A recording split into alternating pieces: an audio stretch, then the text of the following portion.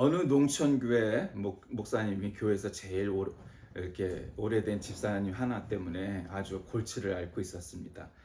그는 여러 가지로 반대 의견도 많이 내고 아주 야당 노릇을 제대로 하는 분이었는데, 설교 시간만 되면 특히 잠에 골아떨어져서 코를 골기까지 했다는 겁니다. 어느 주일날 목사님이 강당에 올라가서 설교를 시작했는데, 그 집사님은 여느 때와 다름없이 졸기 시작합니다. 그때 그 목사님은 더 이상 참을 수가 없어서 꾀를 한 가지 생각해냅니다. 자, 천국에 가고 싶은 사람은 모두 일어서세요. 그러자 그 졸고 있던 집사님을 제외한 모든 사람이 일어섰습니다. 앉으세요. 자, 그럼 이번에는 지옥에 가고 싶은 사람은 일어서세요. 이러니까 일어서세요란 말에 잠이 깨서 그 집사는 혼자 벌떡 일어났다는 겁니다. 그 후부터는 창피해서 결코 예배 시간에 졸지 않았다고 합니다.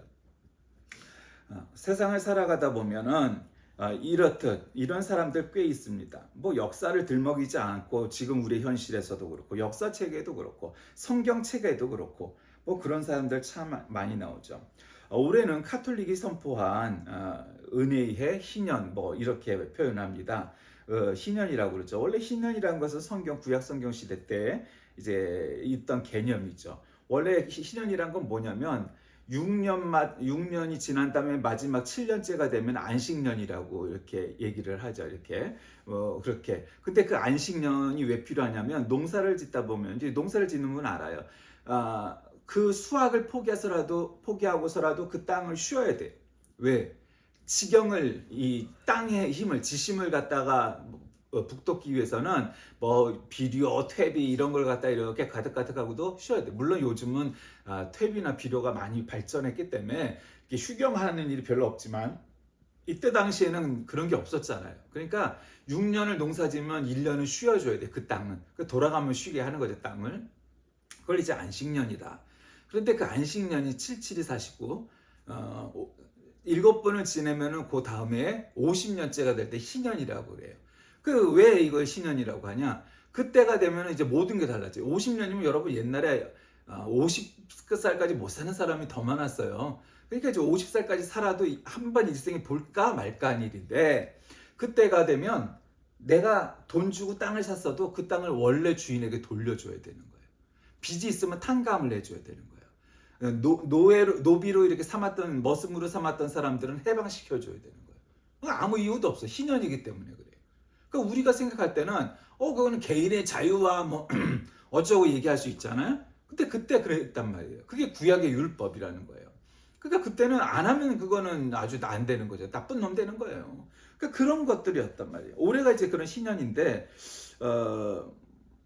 어쨌든 그렇게 한다고 해요. 그러니까 저도 그 자세히 읽어보진 않아갖고 왜 올해일까 이런 생각은 했지만, 어쨌든 오늘 이 누가복음 4장에 나오는 이 말씀에는 원래 이제 오늘 본문들은 잡지 않았어요. 좀 길어서 너무 길어져갖고 요 읽은 4장의 본문의 1절에서 13절까지는 이제 예수님께서 40일 금식하고 세 가지 시험을 광야에서 이제 마치시는 이제 그런 일들이 나타나요.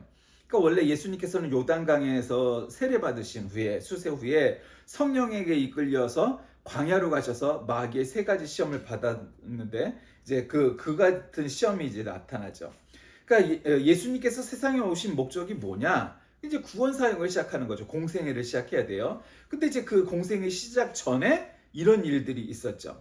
근데 원래 예수님의 시작은 어디입니까? 바로 갈릴리입니다, 여러분. 갈릴리 혹은 이제 갈릴레아라고 발음을 하는데, 이 갈릴리라는 동네는요, 굉장히 지금 이스라엘에서도 이제 북쪽에 있는 거죠. 왜냐하면 사해의 북쪽에 있으니까.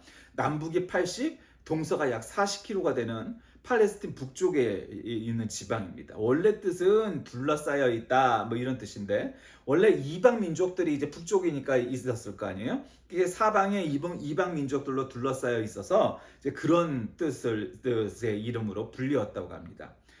여기에는 15,000명이나 되는 인구를 가진 마을이 200삭이나 될 정도로 아주 인구가 많았다고 그래요. 그만큼 이제 외래 민족과 이 외국과 왔다 갔다 하는 이제 곳이었기 때문이죠. 그래서 인구는 굉장히 많은 편이었고 토지도 비옥한 곳이었습니다.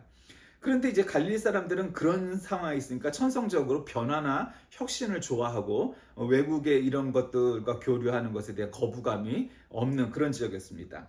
바로 그것이 이제 예수님이 태어나신 갈릴리입니다. 그러니까 지금으로 얘기하면은 이런 느낌인 거죠. 무슨 이태원 같은데 이런 느낌인 거예요. 왜냐하면 이제 인천, 외국하고 부산 이런 데하고 이제 잦았으니까 말이죠. 어쨌든 그 갈릴리에서 예수님이 시작합니다. 예수님의 고향 나사렛이 바로 이 갈릴리에 있는 동네였잖아요. 그러니까 어, 이 나사렛 동리도 사실 예수님의 고향이니까 이제 거기서 시작한데 여러분 아다시피 사람들이 별로 인정 안 해서 야 너는 요셉의 아들 목수 요셉의 아들 예수 아니야? 네가 왜 뭐 여기서 어쩌고 쩔쩡대고 네가 니까지 게 뭐야? 네가 무슨 뭐 신학 박사야 뭐야? 어? 아니잖아. 근데 왜? 뭐 이런 식이 된 거예요. 근데 어쨌든 예수님께서 세례 요한에게 요단강에서 세례를 받으시고 마귀의 시험에 들려서 이제 광야로 이끌려 가시는 거예요. 또 어떤 사람은 또 이거를 또 이거는 예수님이 묵상하고 기도하다가 본 환상 속에서 있었던 일이다 이렇게 얘기하는데 성서학자는 그럴 수 있어요. 학문의 자유가 있으니까. 어떤 성서학자인데 굉장히 보수적인 장로교 계통의 목사인데도 그런 실학자가 있어요. 전 그렇게 생각하지 않습니다. 실제로 시험에 당한 거죠. 어차피 영의 세계인데 그것이 무슨 무슨 큰 의미가 있겠어요. 그렇게 해석하는 것이 어쨌든 어, 직접 당하신 거죠. 그 마귀의 시험을 세 가지 당하는데 첫 번째가 뭡니까? 돌을 떡덩이로 만들어라. 여러분 40일 금식을 하고 나면은 어떻겠어요? 이거 뭐 당연히 뭐 먹을 것에 대한 뭐 저거 있을 수 있죠. 사람마다 다르겠지만 그러니까 이제 돌을 떡덩이로 만들어라. 그러니까 그런 요구를 하죠. 예수님은 하나님이셨으니까 배고픔과 기아에 대한 고통이 없었을 거다. 아니에요. 예수님도 사람이었어요. 그러니까 먹지 못함으로 인해서 겪게 되는 그 힘듦이 분명히 있었다는 거죠. 그러니 야 네가 능력 있는데 저 이 돌을 떡덩이로 만들어서 먹어 이랬다는 거죠. 그리고 또 마귀가 뭐라고 유혹을 합니까? 나에게 경배하라. 그러니까 네가 메시아인 거 알아. 그런데 나를 경배해. 그러면 내가 나한테 잘 도와줄게. 그 세 번째는 뭐예요? 성전 꼭대기에 데리고 올라가서 네가 하나님의 아들인데 뛰어내려. 뛰어내려도 천사가 와서 받쳐줄 거 아니야. 그래라. 뭐 이런 것들을 갖다가 무슨 뭐 여러 가지 이야기를 하죠. 뭐 이제 이 배고픔이니까 이제 육체의 욕망이죠. 나에게 경배하라는 것도 영적 욕망이 뛰어내리라 뭐 이것도 또 뭐 다른 뭐 저거 따지는데 뭐 그런 게 중요한 게 아니고 어쨌든 예수님께서 공생애를 시작하시기 전에 40일 금식 기도를 한 다음에 마귀의 시험을 당하시는 걸로 이 공생애의 모든 프로그램이 끝나게 돼 있었다는 거예요. 그러니까 여러분 이게 왜 이렇게 돼 있을까요? 뭐 왜 이렇게 편집이 돼 있을까? 또 이러면 또 은혜가 안 되니까 뭐 그렇게 편집이 되는 거 사실인데. 그러니까 어쨌든 뭐라고 표현하든 40일 금식 기도의 마지막에 마귀의 세 가지 유혹이 담겨져 있어요. 시험이. 전 이게 뭐 그냥 뭐 특별한 이유가도 있고 특별하지 않아도 당연히 그래야 된다고도 생각하고 뭐 당연한 수순이라고 봐요. 여러분 40일 금식 기도하면 우리 이런 생각하죠. 야, 이씨, 이 세상은 말이야 아니야 다 죽었어 이씨 뭐 이럴 수 있단 말이에요. 내가 기도만 하기만 해봐 안수 안찰만 하기만 해봐 뻘떡뻘떡 일어설 거야. 그런 생각할 수 있어요. 야 40일 금식도 한 사람이 이렇게 많아? 그럴 수 있단 말이죠. 근데 안 그랬다는 거예요. 그 끝이 뭐예요? 오히려 마귀가 들리고 마귀가 시험을 했다는 거예요. 여러분 여기에서 우리의 피상적인 생각과 실제가 영적인 세계가 다르다는 걸 우리가 깨달아야 돼요. 우리는 막 기도 많이 하고 부흥회하고 막 성경 공부 많이 하고 예배 열심히 드리고 장로도 되고 권사도 되면 막 그때부터 막 창창대로가 열리고 무슨 뭐 그럴 거 아니에요. 뭐가 제일 먼저 왔어요? 마귀의 시험이 왔어요. 예수님도 그랬어요. 우리 사람들은 어떨까요? 말할 것도 없는 거예요. 그러니까 내가 40일 금식 기도해서 이제는 내가 자신 있어. 이젠 뭐든지 하면 내가 승리하겠다. 내 앞에 거리낄 게 없어. 그때 마귀의 시험 세 가지가 온 거예요. 여러분 이것이 우리들에게 가르쳐주는 교훈이 뭘까요? 예수님도 그랬는데 우리는 당연히 40일 금식 기도해도 이런 시험이 온다는 거예요. 어쩌면 40일 금식 기도하면 이런 시험이 온다는 거예요. 그 이야기가 뭐를 우리에게 상징하겠어요? 우리는 막 자신감을 가지고 우리가 그냥 기도하기만 하면 방언 기도하기만 하면 뻘떡뻘떡 일어서고 막 이럴 것 같은데 안 그렇다는 거예요. 오히려 시험에 들린다는 거예요. 내가. 누가? 내가. 그러니까 내가 믿음이 좋아. 그러면 내가 믿은 지가 오래됐어. 와, 그러니까 거기다 41금씩 기도했으니까 얼마나 막 그냥 뻘떡뻘떡 막 될 것 같아. 아니라는 거예요. 마귀가 시험을 한다는 거예요. 이상하죠? 우리 생각엔 야, 주일 예배도 드렸다 안 드렸다 지가 징검다리인지 그냥 예배도 이번 주 오면 다음 주 안 오고 그냥 뭐 이렇게 퐁당퐁당 예배를 드리는 신자들이 있는데, 여러분 그런 신자들한테 마귀가 시험 안 해요. 왜 안 할까요? 내비둬도 어차피 신앙생활 열심히 안 해요. 그러면 시험은 누구한테 온다는 거예요? 한마디로 말하면 믿음을 중심으로 생각하면 잘 믿으려고 하는 사람에게 시험이 오는 걸 여러분 생각하셔야 되는 거예요. 나에게 시험이 아무것도 없다 그러면 내가 믿음이 좋아서 없는 게 아니고, 어쩌면은 야, 내가 얼마나 예수를 똑바로 못 믿으면 마귀도 시험을 안 할까? 이런 생각을 해야 된다는 거예요. 오히려 나에게 시험이 많아 유독. 그러면은 내가 열심히 믿으려고 하니까 참 마귀가 시험이 많구나, 그렇게 생각해야 된다는 거예요, 역으로. 근데 이제 그때 14절 말씀에 예수께서 성령의 권능으로 갈릴리에 돌아가셨다고 그랬어요. 성령의 권능으로. 이 성령은 예수님의 육신의 존재를 가능케 하신 분이죠. 그러니까 이제 뭐 필리오케 논쟁이라고 그래서 성령이 어디서 나왔냐? 성부 하나님에게서 나오기도 했고 성자 하나님 예수에게서 나오기도 했다. 이게 우리 서방교회의 전통에 의한 논쟁이고, 동방정교회는 아니다. 성령은 성부 하나님에게로부터 비롯된 필리오케 비롯된 존재이다. 이렇게 하는데 뭐 그거 지금 여러분 설명해도 몰라요. 어려운데 어쨌든 이제 그거 쉬운 거 그런 얘기예요. 근데 어쨌든 그 성령이 이끌려서 마귀의 시험에 들게, 성령은 예수님 육신의 존재를 가능케 하신 분인데 공생의 시작에도 성령의 권능으로 함께 하시죠. 그래서 예수님은 성령의 권능으로 메시지를 전하고 이제 뭐 이렇게 하기 시작을 하는데 그런 시험을 당하세요. 그리고 나서는 이제 요 뒷부분에 가면은 뭐 베드로의 장모도 하고 죽은 사람도 살리고 아픈 사람도 낫기도 하고 그렇게 이렇게 막 이 이후에 나와요. 그러니까 지금 오늘 본문은 예수님께서 공생애를 시작하기 전에 세례를 받고 성령에 이끌리고 또 마귀의 시험을 당하고 한 그 중간에 있는 아주 그 간길이에요. 그 사이에요. 근데 뭘 했냐? 회당으로 가셨어요.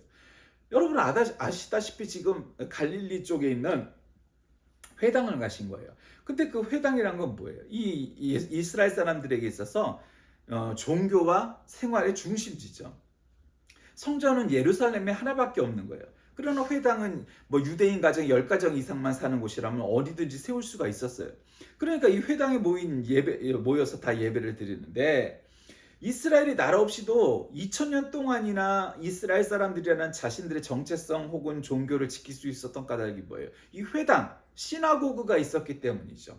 그러니까 예수님께서 거기에 들어가셨는데 규례대로, 그러니까 예배 순서대로죠. 회당에 들어가셔서 이제 성경일 거예요. 그때는 뭐 찬양도 우리로 얘기하면 약간 판소리 같은 찬양이죠. 시편 찬양을 해도 판소리 같은 찬양을 하는 거예요. 좀 음이 좀 달라요. 왜 무슨 이슬람 신자나 인도 사람들이 그 노래하는 거 보면 약간 좀 뭐 이러면서 막 그런 톤이 있잖아요. 우리로 따지면 판소리 같은 느낌의 그런 이제 노래가 있겠지만 주로 기도하고 성경 말씀 읽고 토라를 읽고 혹은 예언서를 읽고 그다음에 설교 말씀을 하고 강론하고 뭐 이제 이런 것들이 있었던 거예요. 그러니까 예수님께서 거기에 이제 그렇게 하신 거예요. 그러니까 어떻게 돼요?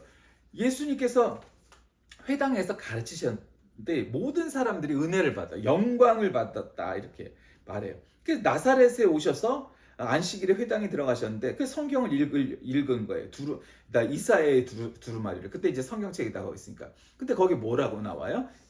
주님의 영이 내게 내리셨다. 주님께서 내게 기름을 부으셔서 가난한 사람에게 기쁜 소식을 전하게 하셨다. 기쁜 소식은 복음이죠.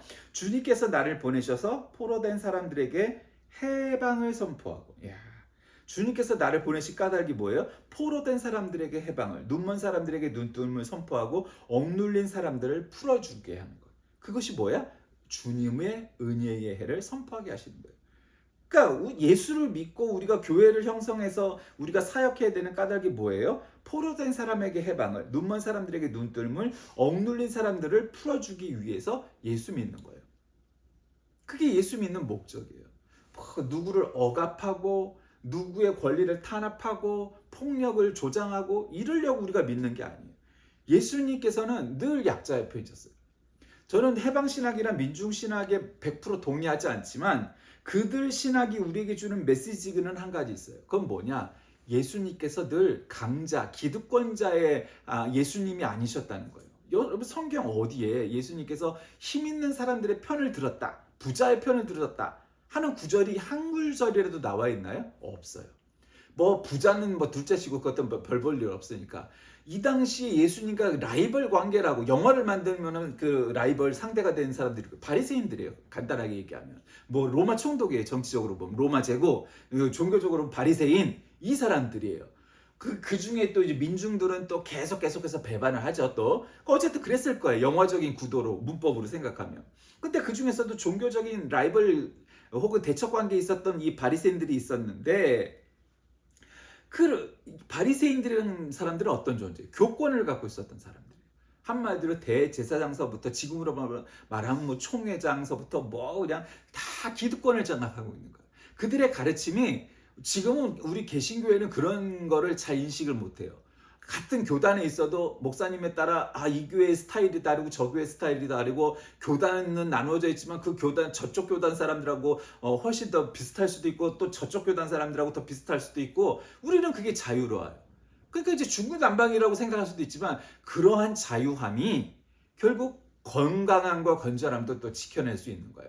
만약 일방적으로 한국 교회가 그냥 로마 카톨릭 교회처럼 야 이렇게 해! 하면 한마디면 그냥 일사불란하게 해야만 한다면 이게 나쁘게 될 확률이 훨씬 높죠. 뭐 우리가 역사에서 배우잖아요. 로마 가톨릭이 왜 변질되고 종교개혁이 나왔는지. 그런 게 있기 때문에. 그러니까 그 독재잖아요. 한마디로 말하면. 감독정치라는 게. 그러니까 이런 공화정도 하고, 그러니까 장로제도가 공화정이죠. 민주제. 공화정도 하고 뭐 회중정도 하고 이런 것들이 좋죠. 그러니까 어쨌든 이렇게 하는 까닭이 뭐예요? 우리의 사역은 포로된 사람에겐 해방을, 눈먼 사람들에겐 눈뜸을, 억눌린 사람들을 풀어주고, 이래서 주님의 은혜의 해를 선포하게 하시려고 우리를 부르셨다는 거예요. 그러니까 16절에도 그 안식일에 규례대로 회당에 들어가서 이렇게 말하는 건 뭐예요? 안식일에 이제 예배를 드리러 가신 거죠. 제사를 드리러. 예수님은 성스러운 일을 성스러운 때로 활용한 거죠. 언제나 거룩하게 할 때와 장소에 부합한 거예요. 그러니까 그 예수님의 가르침은 사실 파격적이었죠. 그러니까 바리새인들이 아주 정말 속된 말로 그렇게 싫어했단 말이에요. 왜 그렇게 싫어했을까요? 일말 따지고 보면 예수님의 가르침에 크게 문제는 없었어요. 바리새인들 보기에. 그렇죠? 근데 크게 문제가 되는 첫 번째가 되는 건 이 사람의 가르침이 맞는 말이야. 근데 이 사람의 권위가 마음에 안 들어. 왜? 아니 이 교권을 갖고 있는 우리의 이 교권에, 이런 리더십에 문제가 생기는 거야. 예수라는 저 젊은 애가 나타나서 우리들에게 도전을 하는 것처럼 느껴진 거예요. 자신들의 리더십이 저와 같은 권위가 없으니까 우리가 질 것 같은 거예요. 그러니까 저 자식 저거 밟아 이렇게 된 거지, 한마디로 말하면.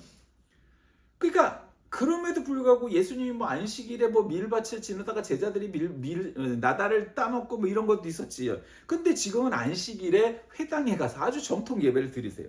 그리고 성경을 읽으시죠. 선지자 이사야의 글이라는 거예요. 그러니까 성경을 읽으시는데 결국 이사야의 말을 읽고 이렇게 선포하신 것이 은혜의 해다라고 선포하는 거죠. 여러분, 은혜의 해라는 게 뭐겠어요? 아까 뭐 신년도 은혜의 해죠. 안식년도 은혜의 해죠. 그러니까 이제 공식적으로는 그래요. 이제 그러나 어떤 해가 은혜의 해가 아닌 해가 될 수 있겠어요? 예수를 믿으면 모든 해가 은혜의 해가 되는 것을 여러분 믿으시기 바랍니다. 우리가 예수를 믿었다는 것은 희년이 되면, 안식년이 되면 꼭 그런 해에만 은혜가 임한다라는 게 아니라 우리가 믿는 그때가 은혜의 해가 되는 거죠. 그러니까 우리가 예수를 믿어서 결국 억눌린 사람에게, 포로된 사람에게 해방을, 눈먼 사람들에게 눈뜸을, 억눌린 사람을 풀어주는 그와 같은 일들이 우리로 인하여서 생기게 될 것이라는 거죠. 예수를 믿는다는 것은 개화하는 거예요. 변화하는 거예요. 개혁하는 거예요. 자유를 주는 거예요. 해방을 주는 거예요. 모든 사람들이 다 그렇게 되는 거예요. 근데 이제 거기에 맞서는 권위, 독재, 뭐 억눌림, 뭐 이런 폭력, 이런 것들은 상대 개념이죠. 예수님 어디에 그렇게 예수님이 억지로 야 내 말 내가 하나님인데 야 다 꿇어 다 엎드려 이씨. 이러신 적이 없잖아요. 예수님께서 이 그 가르침은 말씀은 아주 엄했지만 그러나 그 말씀을 가르치실 때 야야야야 딴소리 하지 마. 야 바리새인들 내 말 안 들어? 야 이씨 너 여기서 번개 맞고 쓰러질지어다 이러지 않으셨어요. 그냥 내비두셨어요. 왜요? 역사가 결국 2000년이 지나서 뭐 2000년 전에도 그랬지만 바리새인들의 가르침이 오히려 옳았습니다. 물론 지금도 그렇게 주장을 하는 사람들이 없을 것 같죠. 근데 있는 걸 지금 우리 눈으로 보고 살잖아요. 아, 설마 그럴까? 설마 그런 놈들이 있잖아요. 그래서 세상은 그래요. 그러나 역사의 가르침은 절대 그렇지 않아요. 종교회를, 정치를, 역사를 뭐를 놓고 봐도 마찬가지예요. 결국 예수님의 가르침이라는 건 뭐냐? 우리를 은혜로 해방케 하실 거라는 거예요. 그게 굉장히 중요한 거예요. 예수님은 우리를 해방케 하시려고 은혜의 해를 선포하시려고 우리에게 오셨지 우리를 억눌려서 야 주일날 딴 데 가지 말고 예배드리고 그냥 주일날 교회만 있어 딴 가지 말고 그러려고 우리를 부르신 게 아니라는 거죠. 야 세상 나가서 뭐 이것저것 하지 말고 그냥 교회 안에만 있어 교회. 교회에서 그냥 평생 그냥 기도만 하고 철야 기도만 하고 그래. 나가서 뭐 쓸데없는 짓 하지 마. 그러려고 우리를 부르신 게 아니라는 거예요. 교회 안에 있는 시간도 중요하지만 사실은 교회 바깥에 나가서 하는 일의 중요성도 굉장히 있다는 겁니다. 말씀을 정리합니다. 예수님께서는 공생의 시작에 앞서서 사탄의 세 가지 시험을 받으셨죠. 그게 모두 하나님의 말씀으로 물리치셔요. 그 다음에 예수님의 시험을 통해서 우리는 중요한 사실을 배울 수가 있어요. 우리가 사탄의 시험을 피할 수는 없지만 그 시험을, 유혹을, 템테이션을 극복할 수 있다는 거, 이길 수 있다는 거죠. 왜냐하면 예수님께서 그렇게 하셨기 때문이죠. 그러니까 우리는 예수님이 하신 건 우리가 할 수 있다는 확신을 갖고 따르면 되는 거예요. 누구나 다 예수님처럼 되냐? 그런 건 아니지만 예수님이 우리에게 확실한 모델을 보내주셨으니까 그 모델을 따라서 우리도 할 수 있는 거예요. 아까도 말씀드렸지만 40일 금식기도 하고 나면 막 능력을 입어서 막 손만 대면 벌떡벌떡 이렇게 세울 것 같았는데 우리 사람이라는 거는 늘 그런 마음이 있잖아요. 내가 40일 금식기도 했는데 그냥 아픈 것도 그냥 암도 그냥 확 기도하면 그냥 나을 것 같고 막 그렇잖아요. 여러분 우리가 처음 예수님 만나고 막 성령 세례 받고 성령 충만할 때 와 막 그때는 막 뭐가 다 될 것 같잖아요. 예수님 만난 것만으로. 근데 이거 왜 이러지? 내 마음으로는 그냥 죽은 자도 살릴 것 같은 기분이 드는데 안 되다. 그때에 내가 자신감이 찼을 때 마귀가 시험을 한다는 거죠. 어쩌면 우리나라도 지금 그런 지경에 이르는 거고 예수님께서 배척을 받기 전까지 회당에서 많이 가르치셨는데 우리가 하나님의 말씀을 가르침을 받기 위해서는 회당, 즉 교회 중심의 신앙을 가져야 되는 거예요. 무교회주의, 퀘이커교도 함석헌 선생이 훌륭한 사상적인 가르침을 주신 분이죠. 근데 이제 그 무교회주의의 장점, 가르침 도 있지만 그러나 전반적으로는 그러니까 우리는 교회를 포기해야 돼? 라고 말해야 될까? 그건 아니라 봐요. 여러분 무교회주의는 교회가 없을까요? 건물이 없으면 교회가 없나요? 아니에요. 그들의 모임이 있어요. 그러니까 교회가 있다는 거예요.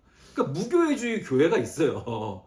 그러니까 얼마나 이게 딜레마고 모순이고 코미디가 됩니까?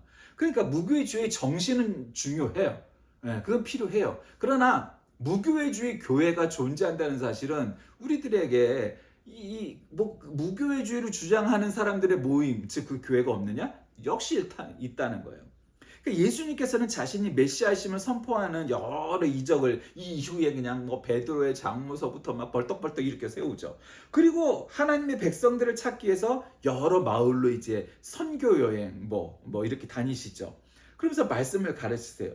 인간의 모든 어려움을 경험하신 예수님께서 행하시는 일들은 인간의 문제를 해결하기 위하신 것이죠. 우리에게 힘을 주고 용기를 주고 승리하게 하기 위해서 우리에게 오신 거죠.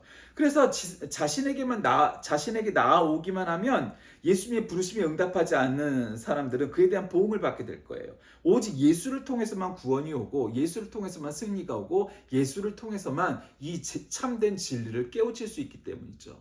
여러분 은혜의 해를 선포하신 예수님께서 우리들에게 오늘 올해가 너희들의 은혜의 해가 될 것이다 말씀하십니다. 그 말에 순종하여서 우리가 나아간다면 비록 예수님처럼 시험을 당할 수는 있으나 그 시험을 이기고 예수님처럼 승리하게 되는 올 한 해가 다 되시길 주의 이름으로 간절히 기도하겠습니다. 살아계신 하나님, 예수님께서는 우리에게 은혜의 해를 선포하셨습니다. 우리도 그와 같이 은혜의 해를 선포하게 하시고 올 한 해가 하나님의 은혜로 가득 찬 한 해가 되게 인도하여 주옵소서. 예수님의 이름으로 간절히 기도드립니다. 아멘.